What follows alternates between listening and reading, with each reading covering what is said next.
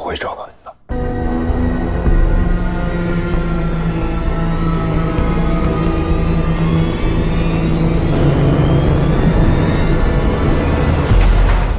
刘威和曾杰有关系？曾杰在水源艺术村有一个工作室。2018年11月24号晚上，一场大火把他的工作室烧得一干二净，什么都没留下。你和刘威分手的时间是10月20号，我在就在之后的1个月。小薇直播断播，视频停更，也就是火灾前后那几天。但这个不能说明什么。小薇跟我谈恋爱，偶然去了蛋苗做了这个盘子，偶然认识了曾杰，我啥也不是。曾杰，青年才俊，大学教授，陶艺大师。1个月后，曾杰的一场大火，小薇杳无音讯。你觉得这个逻辑背后有没有什么真相？你看你不说话了，说明你也怀疑了呀。我知道我这么做不符合程序，但你不觉得我的假设都是能说得通的吗？你都说了，是假设。你假设刘威与曾杰工作室的失火有关，但是一宗火灾都已经上新闻了，消防部门肯定是调查过的。你可能不知道，在消防调查之中，对于骨骸的搜寻一向非常严谨，如果有问题，肯定会被发现。您看一下，这张照片拍摄于11月24日的10点03分，那会儿所有聚会的人都在呢。你们经常这样举办聚会吗？哦，1、2个月一次吧，平时大家也都挺忙的。拍完这张照片不久后，我太太说累了，想要先休息。然后我和朋友又聊了1个多小时，大概在11点30分左右结束。因为我的工作室是在水源艺术村，在那边叫车的话，车一般都会停到村口，所以我就送朋友们下楼出门，这样。那个时候，你有没有注意过炭盆啊？没有，这的确是我的疏忽。送完朋友之后，我就去看看窑炉的情况。正在检查时候，发现2楼起火了。那这么说，你看到的起火位置是在2楼？没错，我刚回到工作室的时候，1楼还没有火，我就跑去了2楼。2楼我平时会放一些书画这样的东西，也都是易燃品。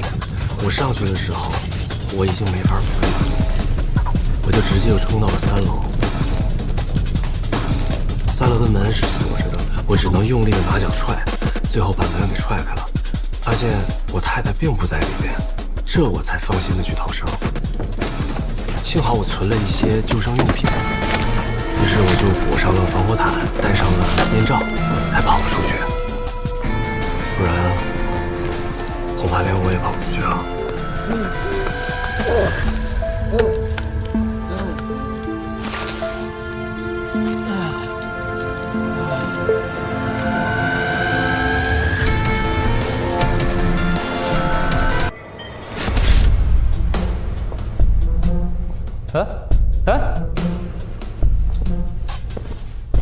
这个就是窑炉吧？哦，对，我们这儿的瓷器都是用这个炉子烧制的。看起来还挺先进啊。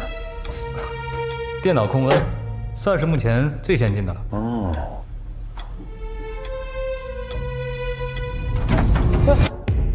哎。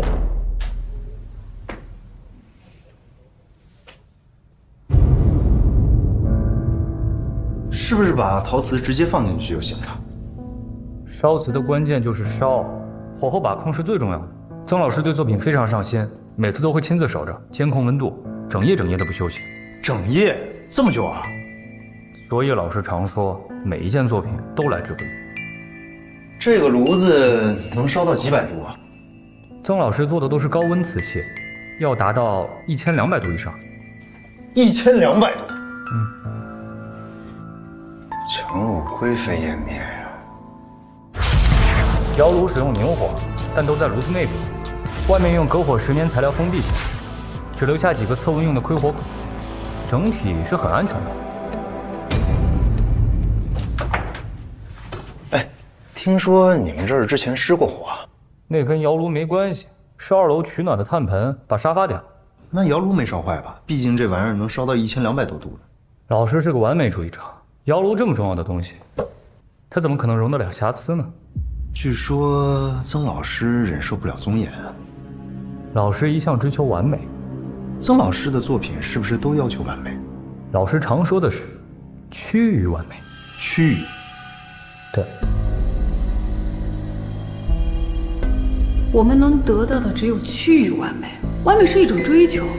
哎，你这个人就是没有追求。哎，哥们儿，是不是有好多姑娘仰慕你们曾老师啊？当然，曾老师又年轻又有才华，姑娘，你是哪家媒体的？我就随便问，你放心，这种东西不会随便写进去的。曾老师有妻子，而且他们很恩爱。那是不是有好多女的经常来曾老师的工作室一起搞艺术什么的？就算是曾杰私生活有问题，经常带女生出入工作室，但你是怎么推断曾杰和刘威的交集的？他学生跟我说了一句话，老师常说的是趋于完美。刘威也跟你说过？对啊，我们能得到的只有趋于完美。就在他做了那个陶瓷盘子之后，哎，我之前不是跟你说过吗？啊，追求完美宗严，如今又多了一句趋于完美。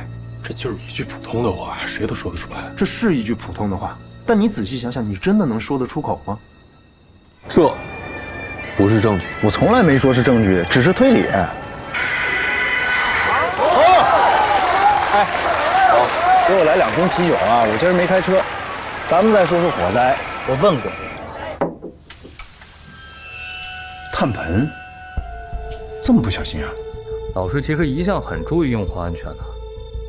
那天因为和几个朋友在2楼的画室聚会，送朋友们离开，又去看窑炉里的瓷器，就在旁边守着，结果忘了回2楼把炭盆熄灭了。说到底还是老师太过认真，痴迷创作的缘故。炭盆点着了沙发，这合理吗？这炭盆又不是垃圾桶，随便踢脚就能踢到沙发边上的东西。而且他们当时在聚会，沙发上不可能空着不坐人啊，那炭盆怎么会靠近沙发呢？只能是有人故意挪过去的。谁会挪？谁有这个动机？这个人只能是曾杰。听说曾老师新建了一个和以前一样的工作室啊？对，老师说习惯之前的设计了。所以这里的一切都是新的。那个位置我看了，我也问了他的学生，就算整个房子都烧了，也对这个窑炉不会有什么影响。但是他还是换了一个全新的。我认为啊，这根本就不是因为追求完美，他这分明就是销毁作案工具。这一场大火就是为了掩盖凶案现场。所以你的推断是，曾杰杀害了刘威，投入窑炉进行焚烧，再之后人为制造了一场火灾，焚尸灭迹。这窑炉内部能烧到1200多度，这么高的温度足够把人烧成灰，烧得什么都不剩。但是他不放心啊，所以他需要一场大火，把所有隐患全部烧掉。逻辑合理。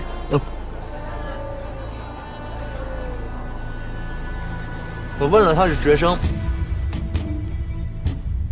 他学生说啊，火灾发生后，曾杰第一时间就戴上了防火面具，披上防火毯逃了出去。而这些东西啊，是事发前不久，曾杰刚刚拿到工作室去的。准备充分，蓄谋而为。你看，你也这么认为了吧？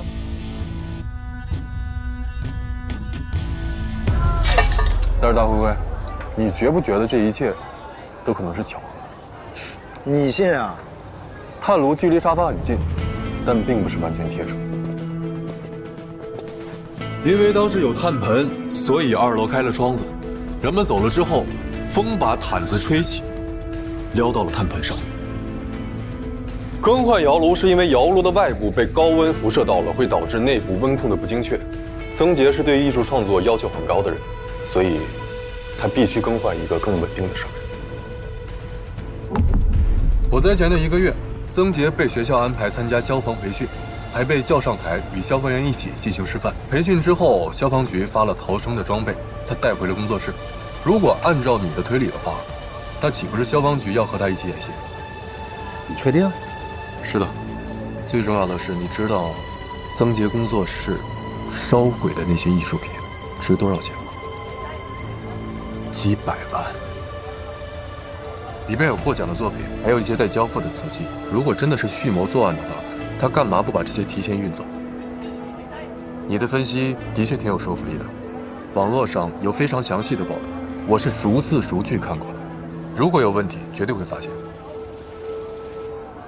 李德，你忽略了一个最大的疑点。什么疑点？你为什么会仔细看那个官方的通报？还不是因为你？那是因为你跟我一样都相信小薇失踪了。她失踪的太彻底了，很可能已经不在了。曾杰工作室的火灾和小薇失踪的时间正好在同一个区间内，你也怀疑小薇是不是死在了曾杰那儿？这是我的推断，我会继续查下去。